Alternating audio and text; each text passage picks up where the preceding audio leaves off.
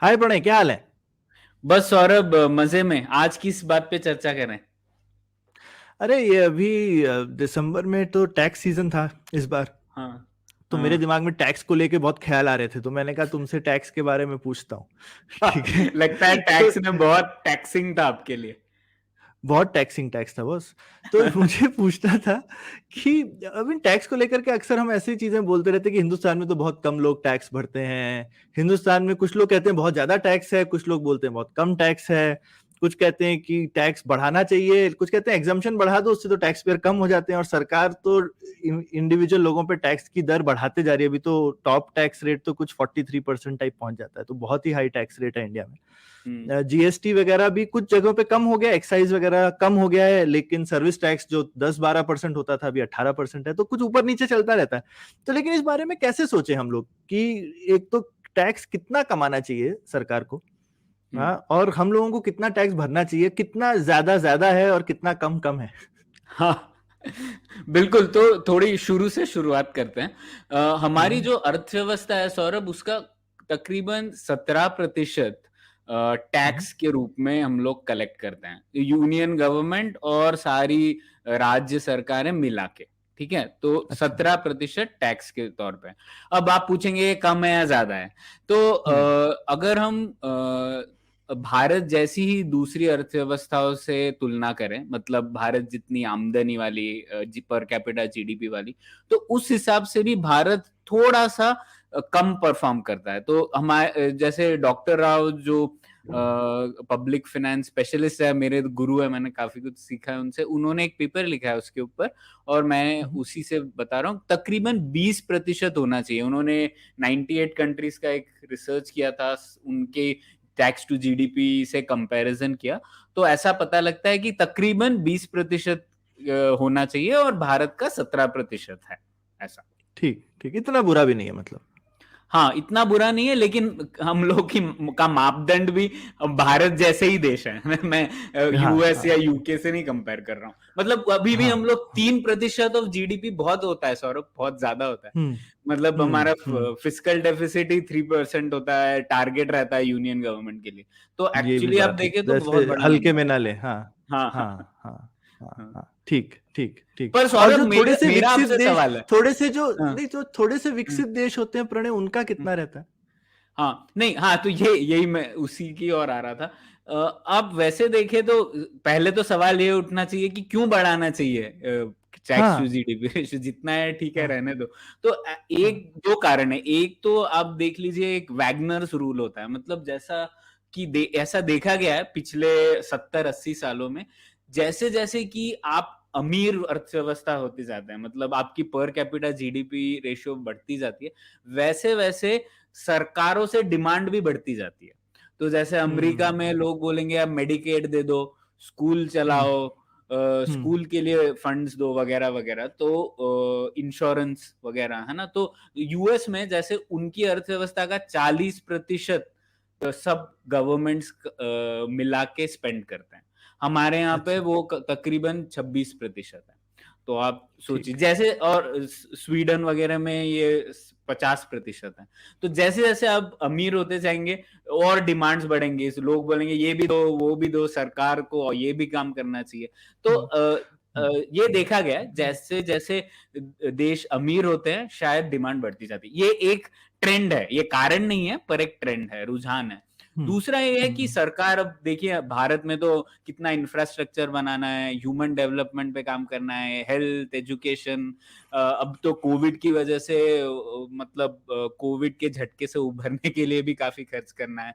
हमारी सेना का हम्म। आधुनिकरण भी करना है, क्योंकि चीन वगैरह के डेंजर से। तो इन सब चीजों के लिए भी इमीडिएट तौर पे भी सरकार को खर्च बढ़ाना पड़ेगा।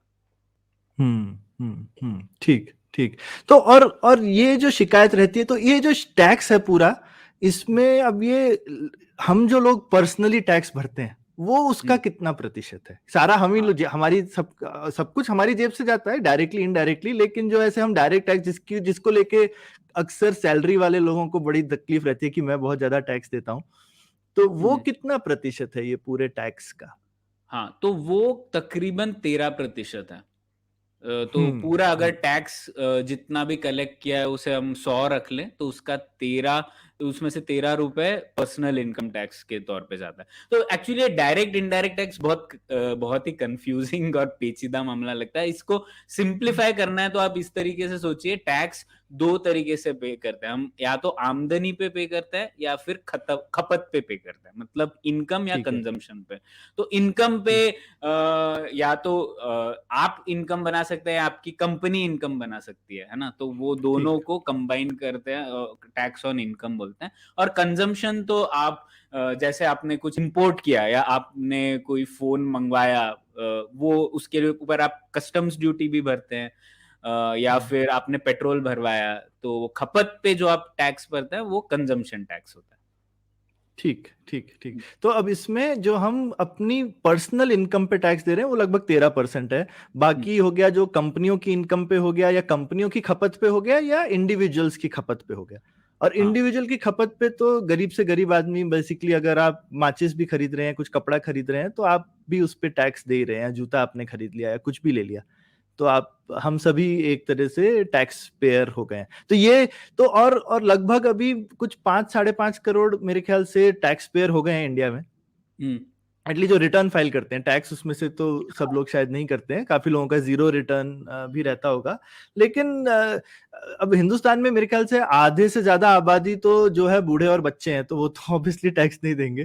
तो अगर सिर्फ वर्किंग एज पॉपुलेशन देखा जाए तो उसकी करीबन 10% लोग टैक्स भरते हैं, और 10% ही पर्सनल इनकम टैक्स है। ऑल्दो डिस्ट्रीब्यूशन बराबर नहीं होगा, लेकिन नंबर तो मैच करता है। क्या बोलते हो?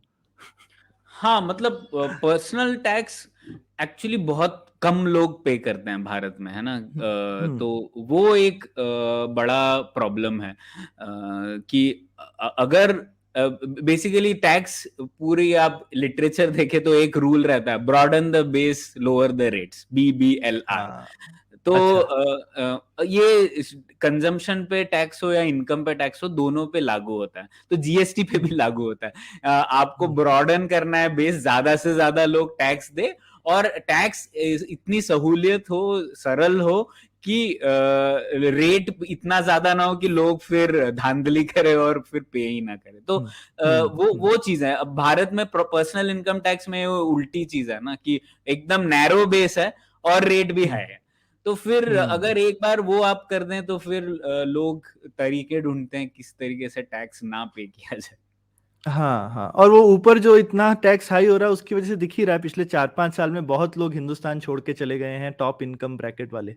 तो हम्म। जो बहुत अमीर लोग होते हैं उनके पास तो एक ये ऑप्शन भी होता है कि आप लोअर टैक्स कंट्री में शिफ्ट हो जाएंगे आप फिर किसी दिन, अगर आपको लगेगा कि आपका टैक्स बहुत ही ज्यादा है।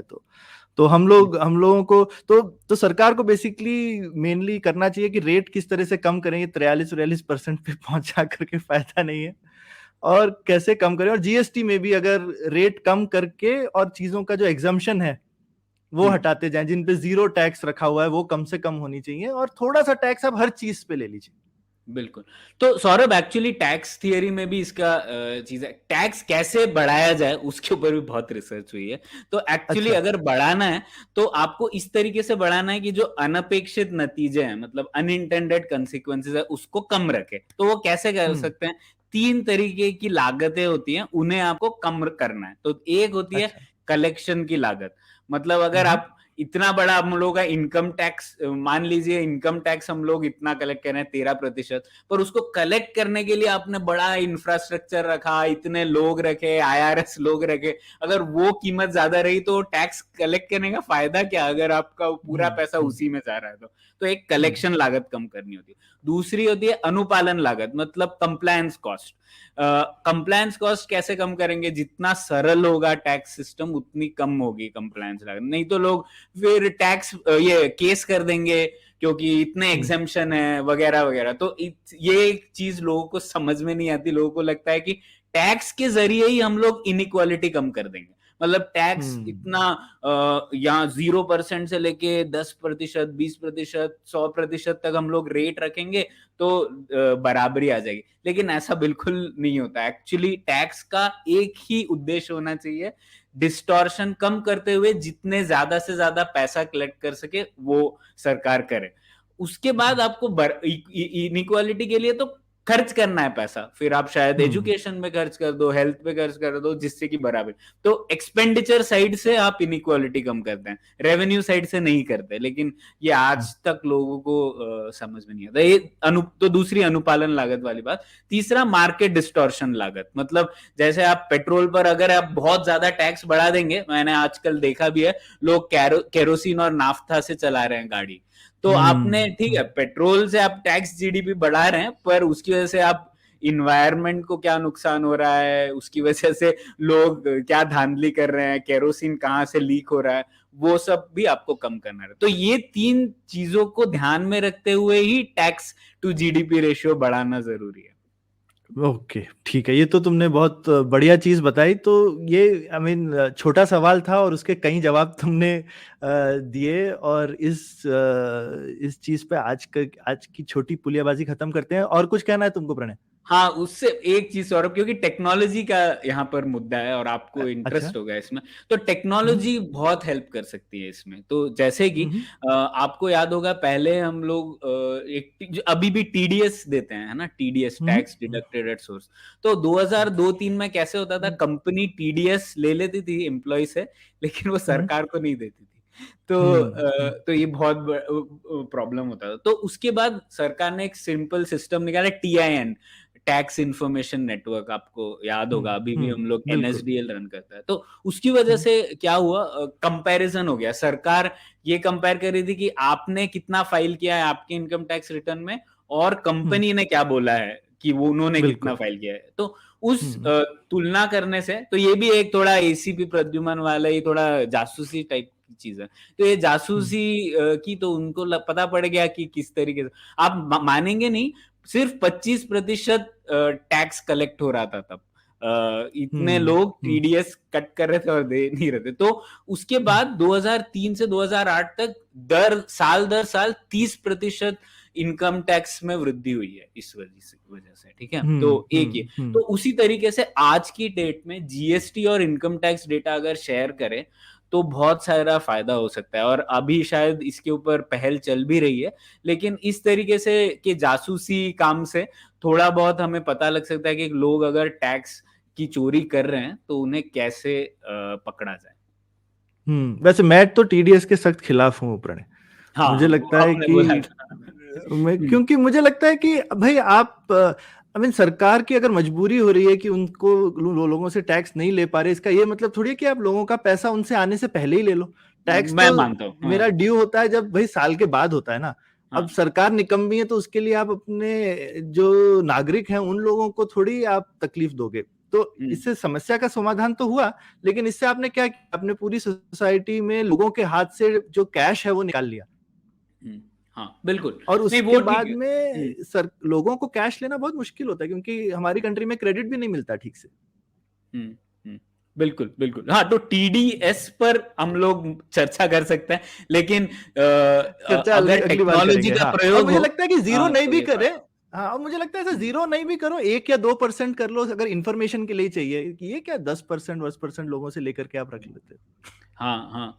और सौरभ, हम जीएसटी में भी यही गलती कर रहे हैं। जीएसटी में हम लोग इतने सारे ऑब्जेक्टिव्स और उद्देश्य लेकर आ गए हैं कि बहुत ज्यादा रेट्स हो गए हैं, और जब बहुत ज्यादा रेट हो जाते हैं तो फिर टैक्स सिस्टम में जो लागत हम लोगों ने बात की वो बहुत बढ़ जाती है, और उसके विपरीत नतीजे ही होते हैं। तो उससे भी हमें बचना है, अब सिंप्लीफाई करना है। इतने सारे रेट और उसके ऊपर सरचार्ज लेके हम लोग सिंप्लीफाई नहीं कर रहे हैं, हम लोग टैक्स की जो लागत है वो बढ़ा रहे हैं।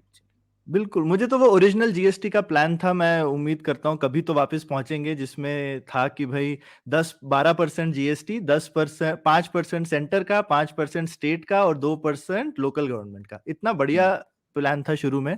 अभी देखिए कहाँ पहुंच गया। लोकल गवर्नमेंट तो गायब हो गई है और बाकी लोग 9% ले रहे हैं। ठीक है।